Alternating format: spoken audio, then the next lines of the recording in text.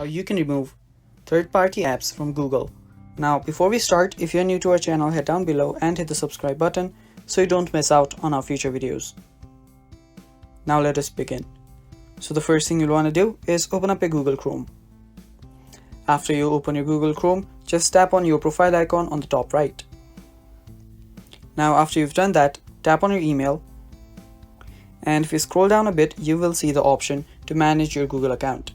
Tap on manage your Google account, and now you're on your Google account settings. Now here you'll need to scroll and find security option. Tap on security and you'll need to scroll down. Now after you've scrolled down for a bit, you will see your connections to third-party apps and services section. Expand that, tap on see all connections, and you will see all the third-party apps that has been connected to your Google account. Now what you can do is you can just select one, and after you select one, you'll be able to delete this. Tap on delete and confirm that.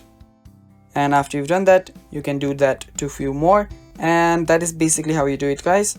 Thank you for watching. That is all for the video. Stay tuned for more, and bye bye.